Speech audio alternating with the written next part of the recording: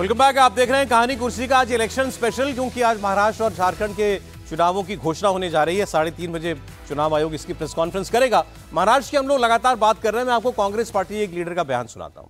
Congress party हमेशा EVM की बात करती है। अभी हरियाणा में चुनाव हारी, तब भी ईवीएम की बात हुई। बाकायदा चुनाव आयोग को जाकर के सबूतों के तौर पर दिखाया गया कि उनसे मांग की गई कि इनकी जांच कराइए, इन सीटों पर ईवीएम की आपकी बैटरी 99% कैसे थी, क्योंकि वो जो ईवीएम है उस पर पहले जिसमें वोट पड़ता है जिस दिन, उसके बाद वो लॉक हो जाती है और वैसी की वैसी खुलती है। तो भाई जिस पर सारा दिन वोट पड़ा उसकी बैटरी 99% तो नहीं हो सकती। ये मुद्दा कांग्रेस पार्टी ने उठाया था। फिर कई जगहों पर किसी की 32 वोट से हार हो गई, किसी की 100 वोट से हार हो गई, इसमें भी शिकायतें की गई थी। बहरहाल ईवीएम हरियाणा में भी आया, अब ईवीएम महाराष्ट्र में भी आ गया।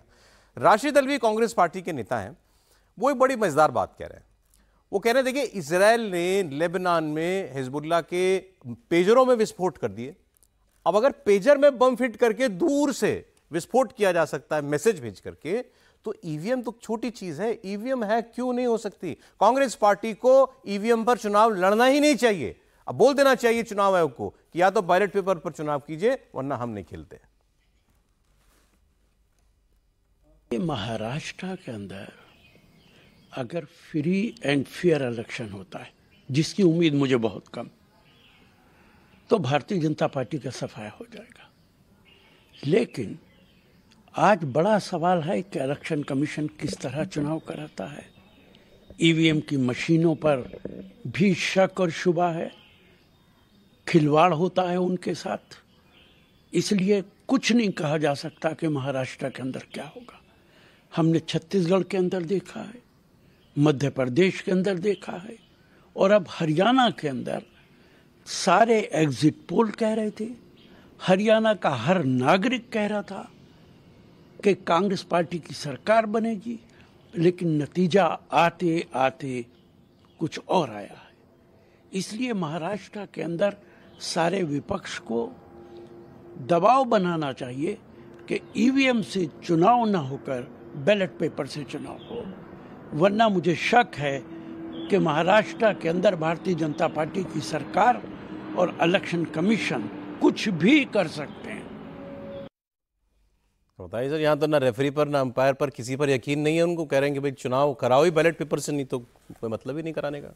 मुझे एक बात इसमें जोड़नी है कि कांग्रेस के एक और प्रवक्ता ने अभी 2-3 दिन पहले कहा था, मुझे लगता है कि वंस फॉर ऑल जो है ना, कांग्रेस को तय कर लेना चाहिए कि भाई हम ईवीएम पर इलेक्शन नहीं लड़ेंगे जब तक ईवीएम का सिस्टम खत्म नहीं होता या ठीक नहीं होता। ये रोज रोज इलेक्शन नतीजों के बाद इस पर चर्चा करने की बजाय, क्योंकि एक और वो भी कांग्रेस के प्रवक्ता थे जिन्होंने कहा था कि मैं समझता हूं कि अब कांग्रेस को महाराष्ट्र में चुनाव ही नहीं लड़ना चाहिए जब तक कि ईवीएम का मामला सेटल नहीं हो जाए। और ये ठीक राय है मेरे ख्याल से उनकी, कि जिस सिस्टम पर आपको भरोसा नहीं है उस पर चुनाव नहीं लड़ना चाहिए। सारे ऑपोजिशन पार्टियां तय कर लें तो फिर जो भी तय करना चाहे, कुछ फैसला करना पड़ेगा इलेक्शन कमीशन। चुनाव नतीजों के बाद उस पर रिएक्ट करने से तो बेहतर ही है। वो बड़ा सिलेक्टिवली अभी नेशनल कॉन्फ्रेंस, ये जो जम्मू कश्मीर के चुनाव हुए उस पर नहीं हुआ, वो सब सही हो गए ना। वहाँ बीजेपी को जम्मू कश्मीर में सरकार बनाने में कोई रुचि नहीं। उससे उनके क्रेडेंशियल ईवीएम पर होगा कि नहीं होगा, कांग्रेस के क्रेडेंशियल्स पर सवाल खड़े होते हैं। एग्जिट पोल अभी लोकसभा में भी सारे गलत हुए ना, तो यहाँ भी गलत हो गए। अच्छा त्रिपाठी जी, नहीं मैं तो यही कह रहा हूँ, फिर तो 400 पार होना चाहिए था।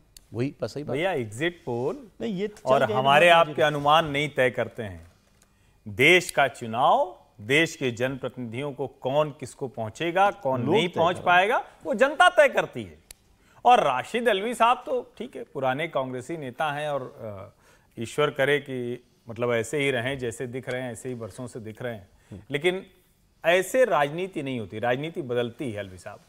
तो थोड़ा उसके लिहाज से कांग्रेस को बदलना चाहिए। अभी इस बयान में वो हिस्सा नहीं आया। उन्होंने इसकी इजराइल से तुलना करते हुए कहा कि भाई इजराइल देखिए, वो तो तकनीक के मामले में इतना आगे है, वो पेजर फोड़ देता है। लेकिन राशिद अल्वी और इनकी बड़ी दोस्ती है इजराइल से। राशिद अल्वी साहब को पता नहीं कि हरियाणा में तो कांग्रेस का वोट बढ़ा है इस चुनाव में, भले ही वो सीटें हार गए हैं, कांग्रेस वोट बढ़ा है, और तो वो भी तो उसी ईवीएम में बढ़ा है। 12% वोट उनका बढ़ा है वहां पर। ये कोई घर का एसी या कोई पानी गर्म करने की मशीन थोड़ी ना है कि आपने टेम्परेचर बढ़ाया घटा दिया। और हर पार्टी का जो रिप्रेजेंटेटिव होता है, उनके जो वॉलंटियर्स होते हैं, कार्यकर्ता होते हैं, तो बहुत हर बूथ में इतने लोग होते हैं। कहां आप ये फालतू की बात कर रहे हैं? जब 3 व्हीलर का मीटर एक ड्राइवर बढ़ा घटा सकता है, तो ईवीएम का भी तो कोई ना कोई बढ़ा घटा सकता है भाई। पेजर पर इजराइल ने जब विस्फोट करा दिया, देखिए कांग्रेस में दिमाग वाले लोग तो है, ये तो मानना पड़ेगा कि कोई न कोई कारण, बहाना, जो मोहन भागवत जी ने कहा ना कि जो विषय है नहीं, जो मुद्दे है नहीं, वो मुद्दे बना के समाज में असंतोष पैदा करना, विद्रोह पैदा करना, वो तो इकोसिस्टम में मास्टरी है आपकी। अच्छा, मैं आपके दर्शकों से पूछता हूं, एक तरफ कांग्रेस का केंद्रीय नेतृत्व तो तंत्र और ईवीएम की बता रही थी, हरियाणा के बड़े बड़े नेताओं ने हार का क्या कारण बताया? इनको आईना दिखाया कि नहीं दिखाया, मुझे बताइए। बिल्कुल सही। उन्होंने बताया, पिछड़ी जाति का प्रकोष्ठ का अध्यक्ष कह रहा है कि हमारे तो कोई पूछे नहीं है, पिछड़ी जाति क्यों वोट देगा भाई। ये कह रहा है कि हमारे यहाँ तो आय प्रचार में हमारा नाम ही नहीं लिया उन्होंने। ये कह रहा है कि हाथ मिलवा रहे थे, उनके लिए हेलीकॉप्टर नहीं दे रहे, हमको कांग्रेसी हराने में लगे हुए थे। तो ईवीएम, एक लाइन में, हरियाणा के किसी नेता ने खड़ा होकर कहा हो कि ईवीएम से हम हारे हैं, तो आप बता दीजिए। वही तो मैं आप ही की बात को बढ़ा रहा हूं आगे। वो इनकी सबसे दर्दनाक हार एक हुई है, वीरेंद्र सिंह हारे। हाँ, 32 वोट से हारे। उन पे सामने कैमरा लगा, वो माइक लगा करके पूछ रहा रिपोर्टर कि आपकी पार्टी कह रही है धांधली हुई है ईवीएम में। वो कह रहा है बाकी जगह का तो, उन्होंने कहा मुझे बाकी जगह का तो पता नहीं, यहाँ तो मैं सुबह से खड़ा हूँ, बस हो गई हार 32 वोट से, क्या कह सकते हैं। और वो आदमी नहीं इल्जाम लगा रहा। जम्मू कश्मीर में तो कांग्रेस को रिजेक्ट किया। अगर ईवीएम होता तो एनसी का इन्हीं के पार्टनर को इतनी सीटें आ गई, फिर भी आपकी आंखें नहीं खुलती है। सुप्रीम कोर्ट 50 निर्णय बीजेपी को न्यायालय के, सुनिए, 4-5 सीटों पर ही खेल करना था वहां पे। महाराष्ट्र में सिर्फ एक जरूरी बात कह दूं, अभी जो ये मतलब अब तो सुबह हो गई आज की, तो कल रात से जो टोल हटा है ना 5 टोल नाकों से, ये मुंबई, ठाणे और नवी मुंबई, कितनी सीट हो गई कुल मिला के? मेरे ख्याल से 50-60 के आसपास हो गई, 36 ये टोटल इतनी हो जाएगी। इन सीटों पर सबसे बड़ा प्रभाव डालने वाली है। और मुझे तो समझ में नहीं आता था किसी शहर में घुसने के लिए टैक्स क्यों लगना चाहिए। मुंबई में 5 जगह। जरा सर झारखंड की बात हम लोग और कर लें। झारखंड में देखिए भैया, साथ में चुनाव होंगे, 81 सीटें हैं और 28 उसमें से सुरक्षित हैं शेड्यूल ट्राइब के लिए, जनजातियों के लिए। और बीजेपी, आपको जानकर हैरानी होगी, पिछले चुनाव में 28 में से 26 सीटें हार गई थी। सुरक्षित 28 में से 26 हार गई थी। लोकसभा में 5 सीटें रिजर्व थी, 5 की 5 हार गई थी अभी इस चुनाव में। और अभी चर्चा कर रहे थे, त्रिपाठी जी ने बताया कि ये खबरें आ रही हैं कि बीजेपी के ट्राइबल नेता सुरक्षित सीटों से चुनाव नहीं लड़ना चाहते हैं, वहां पर उनको हार का डर है। लेकिन यह भी चर्चा है कि केवल एक बाबूलाल मरांडी जी को जो है उनको ग्रीन पास दिया जाएगा कि ये अपनी पसंद की सीट पर लड़ ले। बाकी कोई भी अगर नेता होगा, चाहे कितना बड़ा नेता हो, अगर वो सुरक्षित सीट पर, अगर वो ट्राइबल है तो ट्राइबल सीट से ही उनको चुनाव लड़ाया जाएगा। एनीवे, वहां पर भी देखिए जो गेम चेंजर योजना सरकार बांध रही है, अपना हेमंत सोरेन मुख्यमंत्री हैं, वो वही महिलाओं के खाते में 1500 रुपया डाल रहे हैं। जैसे बाकी 1000 रुपया डाल रहे हैं यहाँ पर, करेक्शन, जैसे महाराष्ट्र में डाला जा रहा है 1500 रुपया। अच्छा, यहाँ खेल क्या हुआ, इन्होंने 1000 रुपया डालना शुरू किया। बीजेपी ने कहा कि हम सरकार में आएंगे तो हम 2100 रुपया देंगे। अब इनको लगा कि भाई अच्छा, 1000 के बाद ऊपर 2100 कर दिया इन्होंने कहा हम जीते तो हम 2500 रुपया देंगे, हेमंत सोरेन जी ने कहा। तो बीजेपी वाले कह रहे हैं भाई तुम 2500 देना था तो पहले ही दे रहे थे 2500, पहले 1000 रुपया क्यों दे रहे थे, या उसको बढ़ा देखते। अभी तो तुम सरकार में हो, चुनाव की तो घोषणा आज हुई, आज से पहले तो हुई नहीं। तो ये खेल वहां पर भी चल रहा है। बात सुना देते हैं आपको बाबूलाल मरांडी जी का बयान। इंटरेस्टिंग बात यह भी है कि ये पिछला चुनाव पार्टी से अलग होकर, टूट कर अलग लड़े थे, इन्होंने अपनी पार्टी बनाई थी, इसकी वजह से भी काफी नुकसान बीजेपी को हुआ था। अब ये बीजेपी के प्रदेश अध्यक्ष हैं बाबूलाल मरांडी। इतना जनता को ठगेगी भाई, अरे उनको 2500 करना तो भाई 3 महीना से जो दिया तो उस समय उनको देना चाहिए था। तो जनता समझ रही है, और उस कैबिनेट के निर्णय का क्या उनके ऊपर कैसे भरोसा करेगा। जब झारखंड की विधानसभा में 2020 के बजट सत्र में हम लोगों ने उनका प्रस्ताव पारित किया है, साथ दिया है, और उसमें से कहा था बेरोजगार युवकों को, बीए पास को 5000, एमए पास को 7000, आज तक एक भी नौजवानों को नहीं दिया। तो विधानसभा तो बड़े सदन है भाई, वहाँ स्वीकृति हुई, तब उन्होंने कुछ नहीं किया। तो इसलिए मैं कह रहा हूँ कि इनके कैबिनेट निर्णय का कौन विश्वास करेगा। आपको अगर देना था तो 3 महीने से दे रहा, उस समय देते 2500 रुपया। हमने जब 2100 रुपया की पार्टी ने, बीजेपी ने घोषणा किया तो उनको लगा कि अरे अब तो क्या होगा, पिट गए, कोई भरोसा ही नहीं करता। पहले भी कही कि उन्होंने ठग चुका है लोगों को, झूठ बोल चुका है। ये महिलाओं के खाते में पैसा ट्रांसफर करना ये चुनाव में एक ऐसी मैजिक ट्रिक के तौर पर अब सारी पार्टियों को हासिल हो गई है। ये देखिए कामयाब कहां कहां हो चुकी है। ये कर्नाटक में कांग्रेस पार्टी ने इसको इस्तेमाल किया, वहां ये कामयाब हो गई। मध्य प्रदेश में शिवराज सिंह चौहान ने इस्तेमाल किया था, वहां भारतीय जनता पार्टी की जीत हो गई थी। अब इसको महाराष्ट्र में इस्तेमाल किया जा रहा है। बीजेपी को सबसे ज्यादा उम्मीदें किसी चीज से हैं तो वो इसी चीज से हैं। दिल्ली में अरविंद केजरीवाल बेताब हैं कि कैसे मैं जल्द से जल्द दिल्ली की महिलाओं के खाते में पैसा डालूं। वही काम आपको झारखंड में होता हुआ दिखाई दे रहा है। Point number 1। दूसरा, बीजेपी जिस मुद्दे को सबसे बड़ा मुद्दा बनाना चाहती है, प्रधानमंत्री की रैली में भी वो बात उठी थी, वो थी बांग्लादेशी घुसपैठ, और खास तौर पर जो वहां की सघन ट्राइबल आबादी वाला एरिया है संथाल परगना, वहां पर डेमोग्राफी का चेंज, आदिवासियों की संख्या घट रही है, मुसलमानों की तादाद बढ़ रही है। मुसलमान भी बताया जा रहा है बांग्लादेश से जो आए हुए हैं, वो ट्राइबल महिलाओं के साथ शादी करके उनकी संपत्ति पर भी कब्जा कर रहे हैं। बीजेपी इसके आरोप लगा रही है। अब ये कितना बड़ा मुद्दा बनेगा ये देखना पड़ेगा सर। देखिए, झारखंड में पिछला चुनाव जो भारतीय जनता पार्टी हारी थी वो अपने विद्रोहियों से 25 सीट उसके विद्रोहियों ने हराया था, और उसमें सरजुग राय तो मुख्यमंत्री के विरुद्ध खड़े हो गए। मोदी जी स्वयं वहां प्रचार करने गए। सरजुग राय बीजेपी के पुराने कार्यकर्ता रहे, जेपी आंदोलन के भी रहे, लेकिन वो जीत गए और वो वहां से ये अभी भी वो प्रभावी नेता हैं। तो मुझे तो उम्मीद थी कि बीजेपी, मैंने उनसे पूछा भी था कि आपकी बीजेपी से पिछले बार भोपाल में मिले, बीजेपी ने संपर्क किया तो नहीं किया है। बाबूलाल मरांडी वहां अब इस समय देखें तो बीजेपी के सीनियर नेता है कड़िया मुंडा के बाद, और इनका देखिए रामगढ़, दुमका, कोडरमा, कांवर, ऐसे 5-6 क्षेत्र से ये चुनाव लड़के जीत चुके हैं और 4 बार एमपी रहे हैं, केंद्र में मिनिस्टर रहे हैं, 2000 से 2003 में वहां चीफ मिनिस्टर रहे हैं, और एक व्यक्तिगत रूप से बहुत विनम्र स्वभाव के हैं। तो वो इनके आने से थोड़ी एकता, लेकिन अब इनको कितनी छूट मिल रही है, क्योंकि झारखंड में विद्रोह की बड़ी परंपरा है, लेकिन वहां जो चुनाव के निर्धारक होने वाले हैं, देखिए झारखंड जो है देश में, फिर वही दोहराऊंगा, जिहादी टेररिज्म का और लव जिहाद का भारत का एक बड़े केंद्र के रूप में उभरा है। वहां की एशिया मतलब लेवल की शूटर तारा चंद ने एक हिंदू नामक रंजीत कोहली से शादी की, बाद में पता चला कि वो रकूबुद्दीन है और उसकी लड़ाई चली, और बाद में पता चला ऐसे 20-22 घटनाएं सामने आई है। जब मोदी जी की रैली हो रही थी 2013 में गांधी मैदान में, तो जो विस्फोट करने वाले थे वो रांची, हजारीबाग और टाटा नगर से पकड़े गए। अच्छा।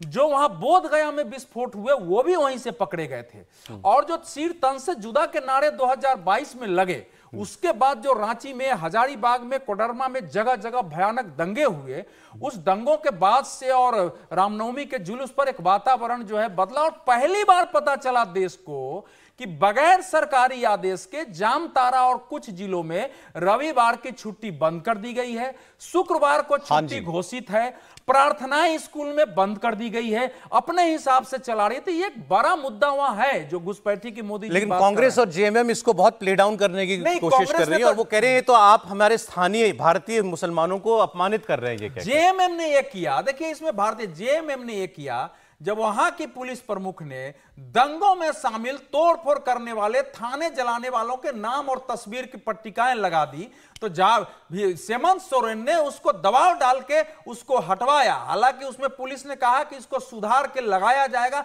फिर वो नहीं लगा, कार्रवाई नहीं हुई। तो ये सब बातें वहां है। और हेमंत इस समय, दूसरा की हेमंत सोरेन की भी अपनी एक लोकप्रियता आधार जो है संथाल परगना के क्षेत्र में है, लेकिन इस समय की स्थिति में बीजेपी अगर जो लोकसभा चुनाव में थोड़े बहुत विद्रोह दिखे हैं, थोड़ा संभाल ले तो उसके बीजेपी का अच्छा चांस, बहुत अच्छा चांस। देखिए, भारतीय जनता पार्टी ने झारखंड में बहुत अच्छा काम करा है।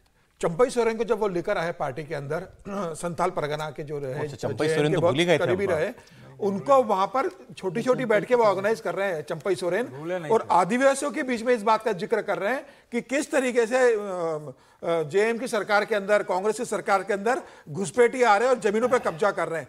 चंपई सोरेन जो डोर टू डोर कन्विंसिंग कर रहे हैं, चंपई सोरेन से कहा गया है कि आपको सिर्फ उन्हीं सीटों पर फोकस करना है जिन सीटों पर जेएमएम का बहुत प्रभुत्व है, और आपको आदिवासियों को बताना है। तो जेएम जिस तरीके से शांत तरीके से वहां पर एक डोर टू डोर बैठक कर रहे हैं, 50 आदिवासियों को लेकर बैठक कर रहे हैं, वह जमीनी स्तर पर बहुत असर हो रहा है। और यह माना जा रहा है कि चंपई सोरेन के कारण एक आदिवासियों का वर्ग ये मान के चल रहा है कि इस सरकार में घुसपैठियों का प्रभाव बना है। और मुझे लग रहा है चंपई सोरेन आदिवासियों को जेएम से अलग करने में एक बड़ी भूमिका निभाने वाले हैं। बीजेपी के पास चंपई सोरेन आ गए, बाबूलाल मरांडी वापस आ गए। अगर बीजेपी का हाउस अपना ऑर्डर में रहे तो आप बीजेपी को आगे मानते हैं? चंपई सोरेन भी आ गए और शिबू सोरेन की बहू भी आ गई है, शिबू सोरेन की बहू भी, सीता सोरेन भी आ गई है। बिल्कुल, सीता सोरेन भी आप मानते हैं इस कॉन्टेस्ट में बीजेपी आगे? निश्चित रूप से बीजेपी आगे वाले के तरह उसका नियति बीजेपी आगे, बीजेपी आगे, राइट सर। हाँ सर, देखिए चंपई सोरेन का आने का, जिसकी हम लोगों ने कम चर्चा की, चंपई सोरेन से बहुत असर पड़ेगा। पिछला चुनाव अगर देखें तो जो कोलान प्रमंडल है,